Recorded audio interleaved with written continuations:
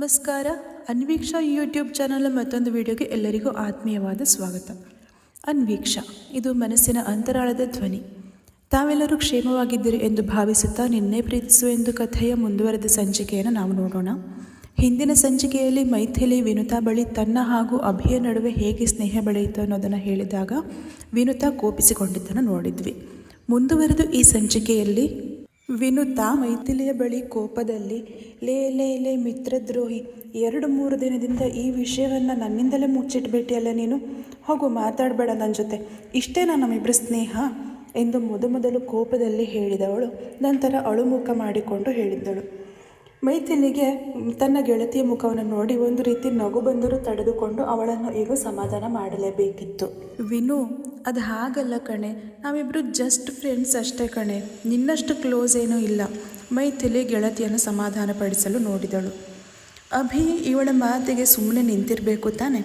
ಸುಮ್ಮನೆ ನಿಲ್ಲೋದನ್ನು ಬಿಟ್ಟು ತನ್ನ ಮಾತನ್ನು ಮಧ್ಯದಲ್ಲಿ ತೂರಿಸಿಕೊಂಡು ಬಂದಿದ್ದ. ಈಗ ಮೈಥಿಲಿ ಏನೋ ಒಂದು ಹೇಳಿ ಸಂಭಾಳಿಸುತ್ತಿದ್ದರೆ ಅಭಿರಾಮ್ ತೆಪ್ಪಗೆ ನಿಲ್ಲೋದನ್ನು ಬಿಟ್ಟು, ಏನು ಫ್ರೆಂಡ್ ನೀನು, ಬರೀ ಜಸ್ಟ್ ಫ್ರೆಂಡ್ ಅಂತ ಹೇಳ್ತಾ ಇದೀಯಾ, ಇದು ಮೋಸ ತಾನೆ, ನಾವಿಬ್ಬರು ಬೆಸ್ಟ್ ಫ್ರೆಂಡ್ಸ್ ಅಲ್ವಾ ಎಂದು ಮೂತಿ ಉಬ್ಬಿಸಿ ಕೇಳಿದ್ದ. ಅಷ್ಟೇ, ವಿನುತಾ ಕೋಪ ಮತ್ತೆ ಸುರ್ರನ್ನೇ ಏರಿಬಿಟ್ಟಿತ್ತು. ಏನು ಬೆಸ್ಟ್ ಫ್ರೆಂಡ್ಸಾ? ಏಯ್, ನೀನು ಯಾವೂರ ದಾಸಯ್ಯ ಅಂತ ನನ್ನ ಫ್ರೆಂಡ್ಸ್ ಜೊತೆ ನೀನು ಫ್ರೆಂಡ್ಶಿಪ್ ಮಾಡ್ಕೋತೀಯ? ಮೊದಲು ಬಾಯಿ ಎಳೆದುತ್ತೆ ಕೇಳಿ ನಂತರ ಮತ್ತೆ ಅಭಿಯ ಜೊತೆ ಕೋಪದಲ್ಲಿ ಕೇಳಿ ದಬಾಯಿಸಿದ್ದಳು ಅವನಿಗೆ.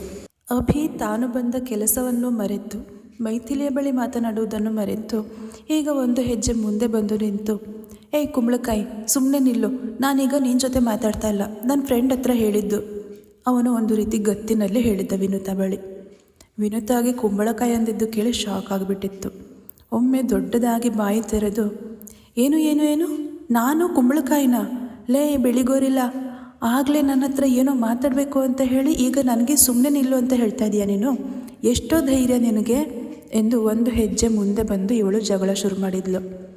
ಅಭಿರಾಮ್ ಮತ್ತು ಈ ವಿನುತಾ ಜಗಳವನ್ನು ಸಂಪತ್ತಿಗೆ ಸವಾಲ್ ಸಿನಿಮಾದ ಮಂಜುಳಾ ಸ್ಟೈಲಲ್ಲಿ ಕಲ್ಪಿಸಿಕೊಳ್ಳಿ ಆಯಿತಾ. ಅಭಿ ತಾನು ಈಗಾಗಲೇ ವಿನುತಾ ಹತ್ರ ತಾನು ಆಗಲೇ ಅವಳಿಗೆ ಬೈದಿದ್ದಕ್ಕೆ ಕ್ಷಮೆ ಕೇಳೋಕೆ ಬಂದಿದ್ದೇನೆ ಅನ್ನೋದನ್ನು ಮರೆತು ತಾನು ಅವಳಂತೆಯೇ ಜಗಳ ಶುರು ಮಾಡಿದಂತೆ ಮಾತು ಆರಂಭ ಮಾಡಿದ್ದ. ಏನು, ನಾನು ಬಿಳಿಗೋರಿಲ್ಲನ? ನಿನಗೆ ಯಾವ ಆ್ಯಂಗಲಿಂದ ನಾನು ಆ ಥರ ಕಾಣಿಸ್ತಾ ಇದ್ದೀನಿ? ಅಭಿ ವಿನುತಾ ಬಳಿ ಕೋಪದಲ್ಲಿ ಕೇಳಿದರೆ ವಿನುತಾ ಅಭಿ ಮುಖವನ್ನು ನೋಡಿ ಮೂಗು ಮುರಿದ್ಲು. ನೀನೇನು ಮತ್ತೆ ಕ್ಯೂಟಾಗಿದೆಯಾ ನೋಡು, ಗೋರಿಲ್ಲ ಇದ್ದಾಗೆ ಇದೆಯಾ, ಆದರೆ ಯಾಕೋ ಸ್ವಲ್ಪ ಬಣ್ಣ ಚೇಂಜ್ ಅಷ್ಟೆ, ಏನೋ ಸ್ವಲ್ಪ ತೆಳ್ಳಗೆ ಬೆಳಗ್ಗೆ ಇದೆಯಾ, ನಿನ್ನಿಂದ ಆ ಬಿಳಿ ಬಣ್ಣಕ್ಕೆ ಅವಮಾನ ಆಗಬಾರ್ದು ಅಲ್ವಾ, ಅದಕ್ಕೆ ಹೋಗಲಿ ಪಾಪ ಅಂತ ಬಿಳಿ ಗೋರಿಲ್ಲ ಅಂತ ಹೆಸರಿಟ್ಟಿದ್ದು ಅಷ್ಟೆ, ಹೋಗೋ ಸುಮ್ಮನೆ ಇಲ್ಲಿಂದ. ತಾನೇನು ಕಡಿಮೆ ಇಲ್ಲ ಅನ್ನೋ ಹಾಗೆ ಇವಳು ಕೂಡ ಮಾತಿಗೆ ಮಾತು ಬೆಳೆಸಿ ಮೂಗು ಮುರಿದು ನಿಂತಿದ್ಲು. ಇಬ್ಬರು ತಾವೇನೂ ಕಡಿಮೆ ಇಲ್ಲ ಎಂಬಂತೆ ಒಬ್ಬರಿಗೊಬ್ಬರು ಮಾತು ಬೆಳೆಸುತ್ತಾ ಇರಲು ಇವರಿಬ್ಬರನ್ನು ಸಂಭಾಳಿಸಲಾಗದ ಮೈಥಿಲಿ ಇಬ್ಬರು ಅದೆಷ್ಟು ಹೊತ್ತು ಜಗಳ ಮಾಡ್ತಾರೆ ನೋಡಿಯೇ ಬಿಡೋಣ ಎಂದುಕೊಂಡು ಸುಮ್ಮನೆ ಒಂದು ಕಡೆ ಕೈ ಕಟ್ಟಿ ನಿಂತು ಬಿಟ್ಟಿದ್ಲು. ಆದರೆ ಇವರಿಬ್ಬರ ಜಗಳ ಮಾತ್ರ ನಿಲ್ಲುವ ಯಾವ ಲಕ್ಷಣವೂ ಕಾಣಿಸಲಿಲ್ಲ. ಬದಲಿಗೆ ಅಗ್ನಿ ಮತ್ತು ಮನೆಯವರು ಕುಳಿತಲ್ಲಿಯವರೆಗೂ ಕೂಡ ಇವರಿಬ್ಬರ ಜಗಳದ ಜಟಾಪಟಿ ಕೇಳಿಸ್ತಾ ಇತ್ತು. ಇತ್ತ ಮನೆಯವರೊಟ್ಟಿಗೆ ಕುಳಿತಿದ್ದ ಅಗ್ನಿ ಮನಸ್ಸಲ್ಲೇ, ಈ ಅಭಿ ಏನು ಒಂದು ಸಾರಿ ಕೇಳಿ ಬರೋದಕ್ಕೆ ಇಷ್ಟೊತ್ತು ಮಾಡ್ತಾ ಇದ್ದಾನೆ, ಸಾರಿ ಕೇಳ್ತಾ ಇದ್ದಾನೆ ಅಥವಾ ಅಲ್ಲಿ ಹೋಗಿ ಮತ್ತೇನಾದರೂ ಜಗಳ ಮಾಡ್ತಾ ಇದ್ದಾನ ಎಂದುಕೊಂಡವ ತನ್ನ ಚಿಕ್ಕಪ್ಪ ಭರತ್ ಅವರ ಸಹಾಯ ಪಡೆದು ಅಭಿ ಹಾಗೂ ವಿನುತಾ ಇದ್ದಲ್ಲಿ ಬರುತ್ತಿದ್ದ. ಆದರೆ ಅವನು ಬರುವಷ್ಟರಲ್ಲಿ ನಡೆಯಬಾರದ ಘಟನೆ ಎಂದು ನಡೆದು ಹೋಗಿತ್ತು ಅಭಿಯ ಜೀವನದಲ್ಲಿ. ಇತ್ತ ಅಭಿಗೆ ವಿನುತಾ ಬಿಳಿಗೋರಿಲ್ಲ ಎಂದು ಹೊಸದಾಗಿ ನಾಮಕರಣ ಮಾಡಿದವಳು ಮೈಥಿಲಿಯ ಕಡೆಗೆ ನೋಡಿ, ಮೈಥಿಲಿ, ನೀನೇನು ಹಾಗೆ ನೋಡ್ತಾ ನಿಂತುಬಿಟ್ಟೆ, ಬಾ ಲೇಟ್ ಆಗುತ್ತೆ, ನಾವು ಪೂಜೆ ಮುಗಿಸಿ ಬೇಗ ಇಲ್ಲಿಂದ ಹೋಗ್ಬಿಡೋಣ.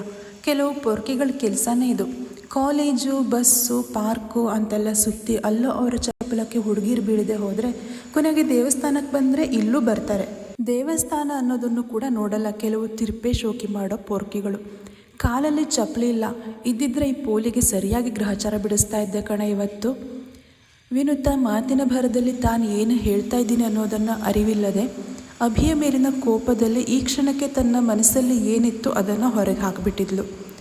ಆದರೆ ವಿನುತಾ ಆಡಿದ ಪ್ರತಿಯೊಂದು ಮಾತುಗಳು ಕೂಡ ಅಭಿರಾಮ್ ಹೃದಯಕ್ಕೆ ಘಾಸಿ ಮಾಡಿತ್ತು. ಅವನು ಅವಳ ಜೊತೆ ಎಷ್ಟೇ ಕೋಪದಲ್ಲಿ ಮಾತಾಡಿರಬಹುದು ಈಗ, ಆದರೆ ಮೊದಲು ಅವಳನ್ನು ಪ್ರೀತಿಸಿದ್ದ ಅಲ್ವಾ, ಅವಳ ಮಾತುಗಳು ಅವನ ಹೃದಯಕ್ಕೆ ಇರಿದಿತ್ತು. ವಿನುತಾ ಕಡೆಯಿಂದ ಇಂತಹ ಮಾತುಗಳನ್ನು ನಿರೀಕ್ಷಿಸಿರದ ಅಭಿಗೆ ಈಗ ಅವಳ ಮಾತುಗಳು ಕಾದ ಸೀಸವನ್ನು ಕಿವಿಗೆ ಸುರಿದಂತೆ ಆಗಿತ್ತು. ಇಷ್ಟು ಹೊತ್ತು ಅವನು ನಿಜವಾಗಿ ಕೋಪದಲ್ಲಿ ಮಾತಾಡ್ತಾ ಇರಲಿಲ್ಲ. ಅವಳ ಜೊತೆಗೆ ಕೋಪದಿಂದ ಇರುವಂತೆ ನಟಿಸುತ್ತಿದ್ದ ಅಷ್ಟೆ. ಆದರೆ ಒಳಗೊಳಗೆ ವಿನುತ ಆಡುವಂತಹ ಪ್ರತಿಯೊಂದು ಮಾತುಗಳನ್ನು ಕೂಡ ಅನುಭವಿಸಿ ಖುಷಿ ಪಡ್ತಾ ಇದ್ದ. ಎಷ್ಟೇ ಆದರೂ ಪ್ರೀತಿಸಿದವಳಲ್ವಾ, ಹಾಗಾಗಿ. ಆದರೆ ವಿನುತ ಆಡಿದ ಈ ಕೆಲವು ಮಾತುಗಳು ಮಾತ್ರ ಯಾರೋ ಅವನ ಹೃದಯಕ್ಕೆ ಕೈ ಹಾಕಿ ಹೃದಯವನ್ನು ಕಿತ್ತು ಹೊಸಕಿ ಹಾಕಿದಂತೆ ಅನುಭವ ನೀಡಿಬಿಡ್ತು. ಅಭಿ ತನ್ನ ಜೀವನದಲ್ಲಿ ಮೊದಲ ಬಾರಿಗೆ ಅಷ್ಟು ನೊಂದುಕೊಂಡಿದ್ದ. ಮೈಥಿಲಿ ಕೂಡ ಒಮ್ಮೆ ವಿನುತ ಆಡಿದ ಮಾತುಗಳನ್ನು ಕೇಳಿ ಗಾಬರಿಯಾಗಿದ್ಲು.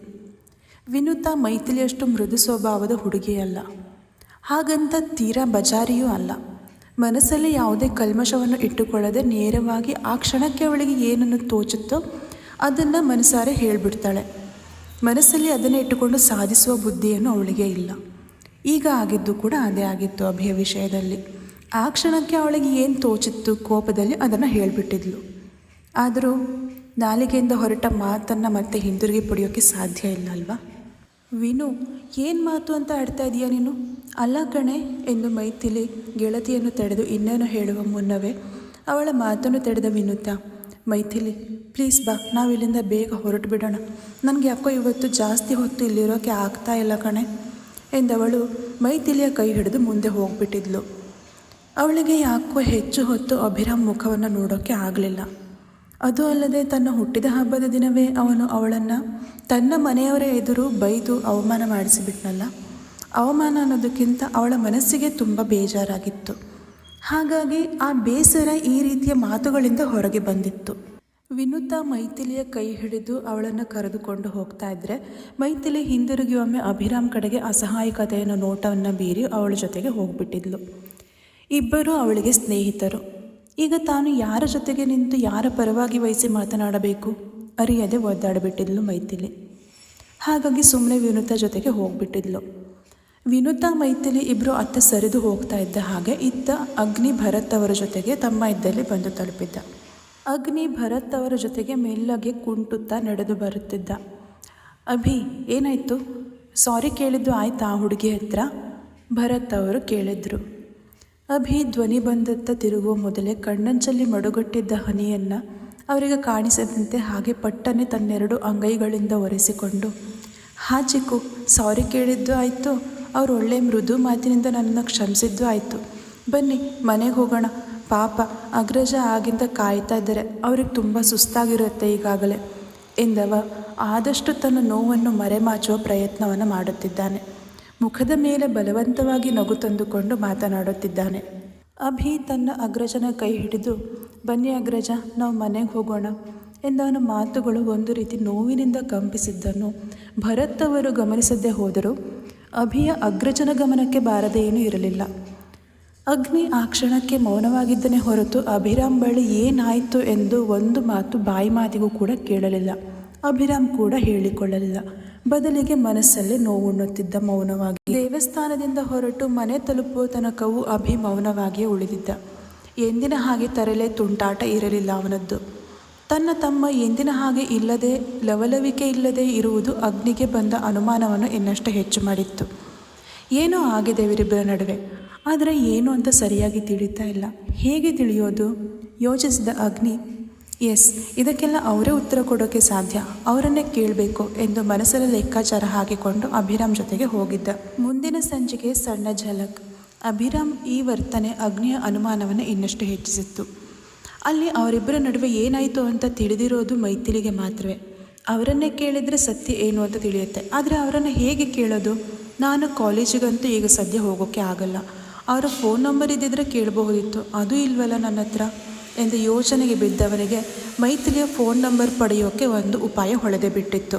ತಕ್ಷಣ ಕಾರ್ಯಪ್ರವೃತ್ತನಾಗಿದ್ದ. ನಿನ್ನೆ ಪ್ರೀತಿಸುವ ಎಂದು ಕಥೆಯ ಇವತ್ತಿನ ಈ ಸಂಚಿಕೆ ನಿಮಗೆಲ್ಲ ಇಷ್ಟವಾಯಿತು ಎಂದು ಭಾವಿಸುತ್ತೇನೆ. ಇಷ್ಟವಾಗಿದ್ದಲ್ಲಿ ದಯವಿಟ್ಟು ಲೈಕ್ ಮಾಡಿ, ಕಮೆಂಟ್ ಮಾಡಿ, ಶೇರ್ ಮಾಡಿ, ಹಾಗೆ ಅನ್ವೀಕ್ಷಾ ಯೂಟ್ಯೂಬ್ ಚಾನಲನ್ನು ತಪ್ಪದೇ ಸಬ್ಸ್ಕ್ರೈಬ್ ಮಾಡ್ಕೊಳ್ಳಿ. ಧನ್ಯವಾದಗಳು.